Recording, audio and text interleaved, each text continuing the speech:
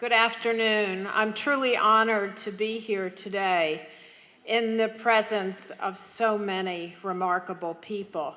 I'd like to begin with you, Archbishop, to say thank you for your leadership, thank you for your dedication to our children, and thank you for your support of all of the innovation that's occurring in the Catholic schools. And to Barbara Edmondson, having been in a parallel position, I recognize the demands.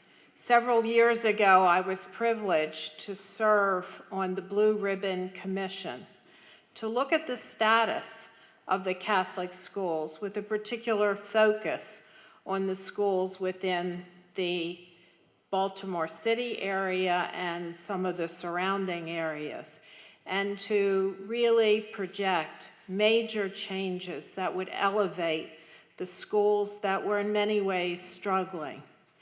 Those recommendations, which were bold, have been so supported in the implementation by Dr. Edmondson's leadership. And I can appreciate, Dr. Edmondson, the magnitude of the effort it takes to do that. And so you deserve very special applause today.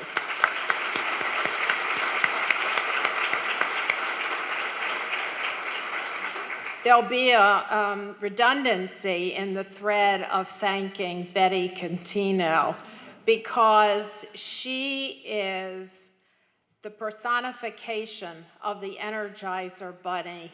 She is an amazing leader and an amazing advocate for children and the excellence of schools. So Betty, thank you from the bottom of our collective hearts.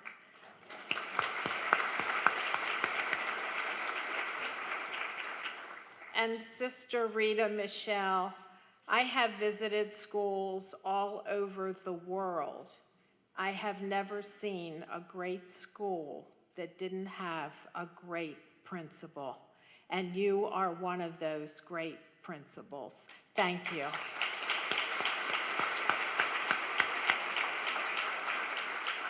And to you, Elaine Pevenstein, I want to say we've been longtime associates and friends, and thank you for all you contributed to making this day possible. Thank you, Elaine. So you may ask, as members of this distinguished audience with so much talent that resides within this room, why would Nancy Grasmick be here today? She was the superintendent of a public school system. She isn't even Catholic. So I want to tell you why I care so deeply about what's happening. Throughout my tenure, not only as state superintendent, but other administrative positions, I insisted wherever I went and had an office that I would have a picture of a child on my desk, a child I'd never met. And I would say to myself, this child represents all children, whether those children are in public schools, Catholic schools, private schools, Jewish schools. This is a child who deserves our collective best effort. And whatever decision I had to make, and there were many very difficult decisions, I looked at the face of that child and I asked myself the question, am I doing the right thing for that child? Because that child is multiplied by more than 1 million children within the state of Maryland. And if I couldn't feel in addressing that picture of that child that I was doing the right thing, I recoiled from that consideration. And so as I think about our state, as I think about the wonderful opportunities that Catholic education provides, I had a philosophy, and that philosophy was, it didn't matter where the child attended. What mattered was people who worked with that child, who cared about that child, who had the capacity to ensure an excellent education for that child. That's what I wanted. And that's why I'm on the Catholic School Board, and that's why I'm so supportive to the efforts of Dr. Edmondson, to the Archbishop, to the Catholic community, and to this gathering, because I want the very best education for the children who attend these schools. This is easier said than done. In the state of Maryland, often cited as the wealthiest state in the nation, almost 40% of our children who are now children who come from circumstances of poverty, a stunning number in a wealthy state. And that poverty is concentrated in the city of Baltimore and some of the surrounding areas. And we have to ensure that the stereotypes of poverty do not overtake our aspirations for these children. And why do parents send their children to Catholic schools? Because they embrace the notion of the values that are inculcated in these schools, because they believe their children will receive an excellent education delivered by very caring people. And in fact, they're right. That is the case. But that alone will not accomplish what this world is requiring at this point in time. And so I'd like to focus for a moment on three important trends that are being implemented in the Catholic schools. The first is early childhood.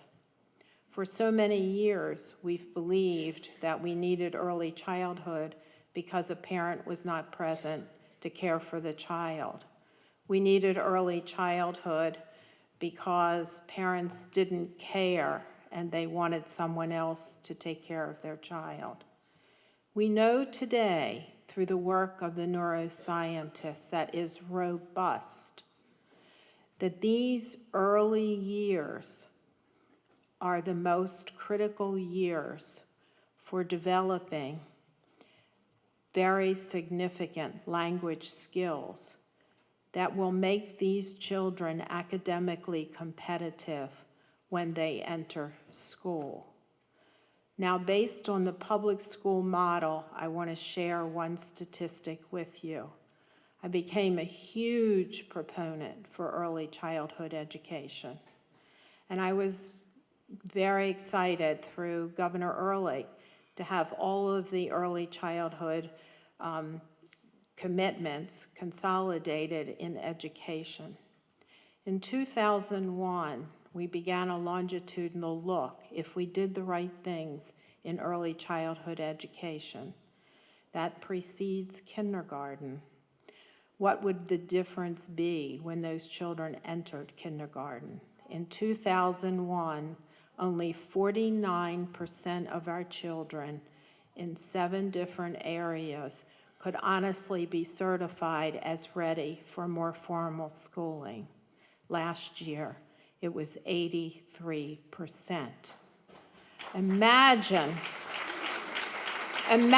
the trajectory for those children to enter school in kindergarten and be competitive.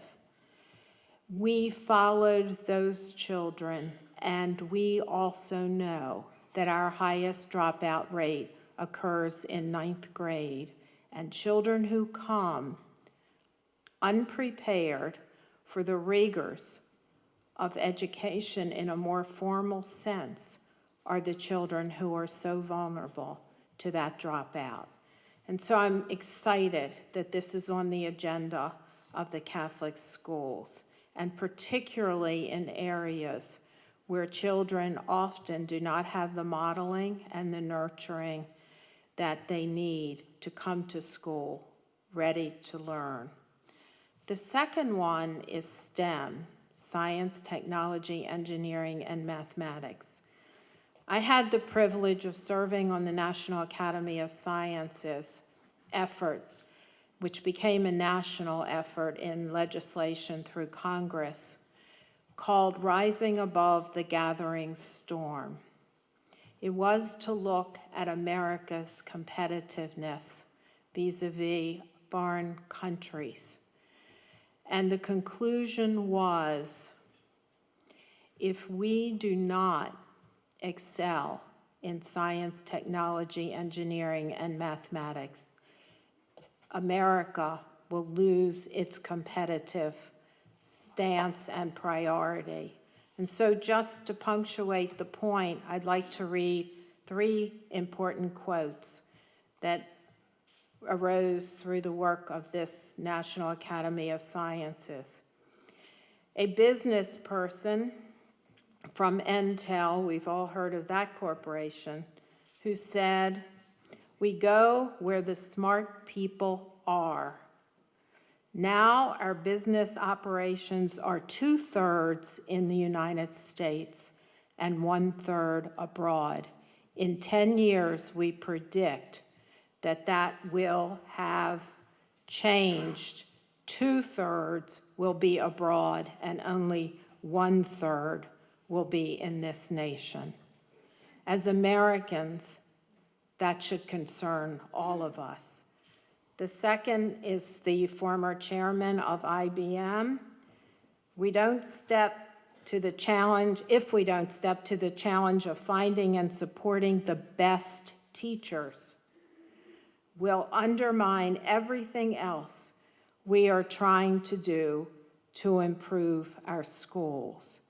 And when I talked about the Blue Ribbon Commission and the recommendations, there was a central theme of excellence in the teachers, and that's what's being pursued. And finally, from President Clinton, where once nations measured their strength by the size of their armies and arsenals, in the world of the future, knowledge will matter most.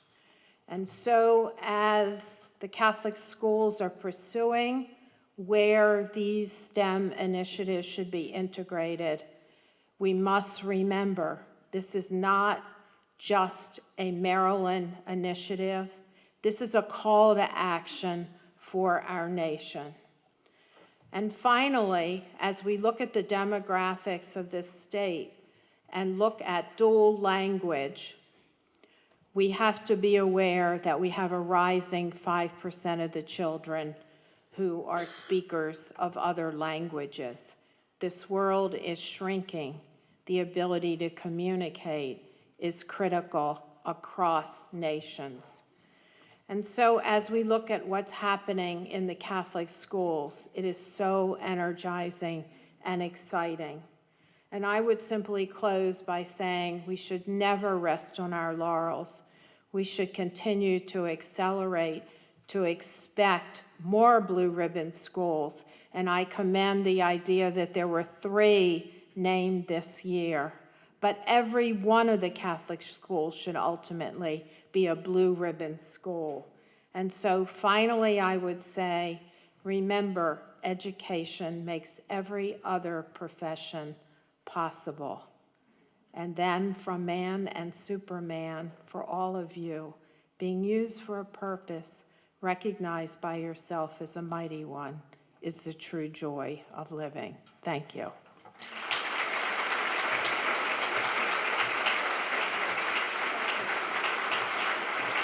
Wow, thank you, Dr. Grasmick, for your inspiration. Lots of food for thought, and we thank you for what you've done for the schools in Baltimore. We have a wise gift selection for you. So enjoy. Thanks, Nancy. Thank you so much. Thank you. Thank you. Thank you, Dr. Grasmick.